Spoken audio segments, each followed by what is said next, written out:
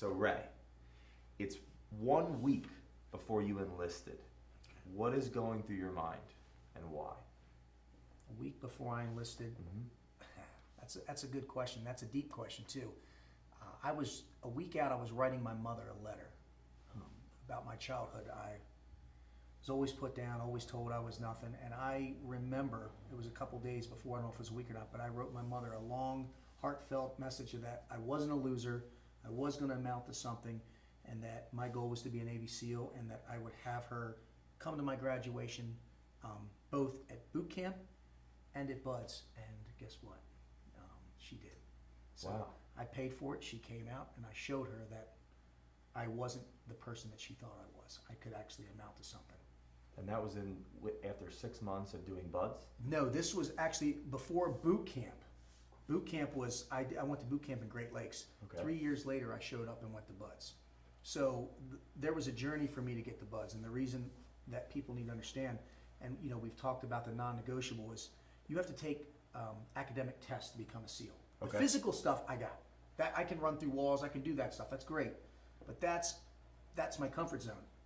The mechanical, in order to take this test, it's called an ASVAB test, you have to get these combined scores or something. And the one thing that got me was the mechanical. So, an example, if you have a train going 90 miles an hour east and one going 70 miles an hour west, when do they collide? I don't know. I've never been on a train before. It was questions like this that I bombed.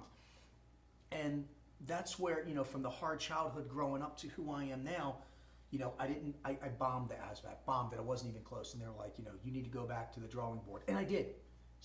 So I did my stuff. I kept my head up high. I studied. I took it again. A year later, 1 point I missed it by. 1 point. Everybody told me to quit. You're never going to amount to it. It's not your calling. So that time I asked for some help. I spoke to, You sought out a mentor? I did. I sought out a mentor. What it was I was doing really good. The regular Navy, I got to tell people, if you show up, you have your uniform squared away, you do what you're told, the regular Navy is the easiest thing, the military, that you can do. It's structured. I love structure. I like having a plan. But when I studied, I went as far as I could mentally and academically. I needed to reach inside myself and say, you know what, it's time to ask for help.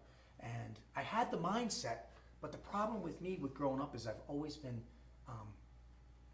arrogant. I've been selfish because I've always felt, I've always run with the athletes and the jocks, and I've kind of stood out. But there was that turning point in my life where that right there was very critical, where I said, I can't do this on my own. So